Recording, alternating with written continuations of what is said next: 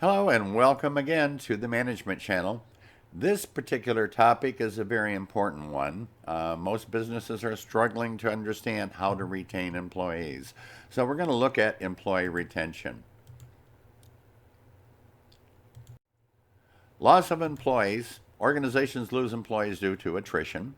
Employees leave for other jobs, or they elect to stop working for a period of time, or maybe they even retire. Or maybe they're discharged. Employees who break rules or do not perform to the standards are terminated. I don't like the word fired. Or layoff. Due to business downtrends, downsized employees are dismissed.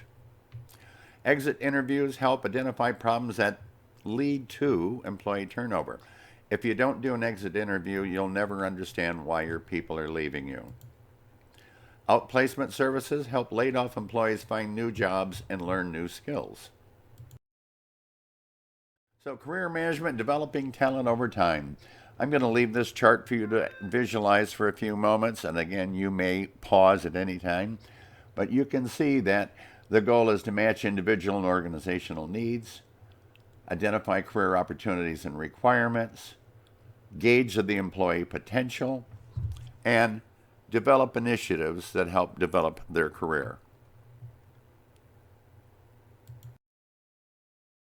Blending the goals of individual employees with the goals of the organization is important. We want to look at what the individual needs are: age, tenure, family consideration, their spouse's employment, the ability to relocate, or do they have outside interests? And on the professional side, what's their career stage, their education and training, and so forth. So you want to take a look at how that works into the strategy of the organization. What about innovation and growth, downsizing, restructuring, current competencies needed? Operational, you want to look at a turnover, absenteeism, look at recruiting, outsourcing, and obviously maintain good productivity for profitability. Containing costs while retaining the top talent and maximizing productivity. Organizations take many approaches to lowering their labor related costs, including carefully managing employees' benefits, downsizing because of a decline in the economy or decline in the business, furloughing employees, outsourcing to a different source rather than internally, offshoring, which is a topic that is not popular these days, employee leasing, and again, I gave you an example in a previous lecture. Let's take, for instance, a power company here in Florida. And we have the hurricane come through, so they have to lease other linemen from other areas, private contractors, or lease from other electric companies. It's a process of dismissing employees who are then hired by a leasing company, which handles all HR related activities, and contracting with that company to lease back the employees. That's also another possibility. So, what is the difference between downsizing and laying off? Downsizing is the planned elimination of jobs by reducing headcount. Laying off is a temporarily displacement of employees with the intent that they may possibly return when the business has an upturn. Outsourcing and global sourcing. Outsourcing is contracting outside the organization to have work done that was formerly done by an internal employee. And global sourcing is a business practice of sending jobs to other countries, something that unfortunately we've done a lot in America, and that's why our gross national product is not as strong as it used to be. We've moved too many companies outside the U.S. There are hidden costs of a layoff. You have your severance and rehiring costs, accrued vacation and sick day payouts, your pension and benefit payouts, potential lawsuits from an aggrieved worker that you may have violated, loss of institutional memory and trust in management, lack of staffers when the economy rebounds. Benefits of a no layoff policy: you have a more fiercely loyal, more productive workforce. They feel more secure that their job is going to be there. You have higher customer satisfaction, a result of a happier, more productive workforce. And with the no layoff policy, you're ready to snap back when the economy returns. It gives you a recruiting edge because you don't have to look for new employees. Workers who aren't afraid to innovate knowing their jobs are safe. They get more innovative on how to cut costs and save the company money. Job progressions. It's a hierarchy of jobs that a new employee might experience, ranging from a starting job to jobs that successfully require more knowledge, more skills, and in some cases, more experience. Career paths are those lines of advancement in an occupational field within an organization. So there are different stages of career development, from stage 1 all the way through stage 5. And you can see they break down into different age groups. And I'm going to let you digest this for a couple of minutes.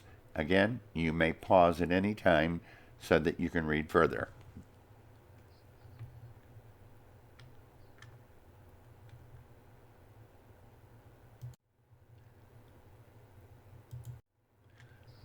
You need to recognize there are different career paths. Promotion is a change of assignment to a job at a higher level in the organization for the employee. A transfer is a placement of an individual in another job for which the duties, responsibilities, the status, and remuneration are approximately equal to that of their previous job. But the whole plan is to help employees progress beyond their career plateaus. Most people want to make more money and move up. So, what is a career plateau? It's a situation in which, for either organizational or personal reasons, the probability of moving up the career ladder is low. It's a flat line, like a plateau. All these are career development initiatives, placing clear expectations on employees, giving employees the opportunity for transfer, providing a clear and thorough succession plan on where they can go next, encouraging performance through rewards and recognition and pay if possible, giving employees the time and resources they need to consider their short and long-term career goals, and encouraging employees to continually assess their skills and their career direction within the organization. Career plateau questions. Do I accept high visibility assignments? Am I recognized by other leaders in my organization? Am I routinely promoted? And as you can see, there are several more. And I'll pause for a moment for you to take a look at those.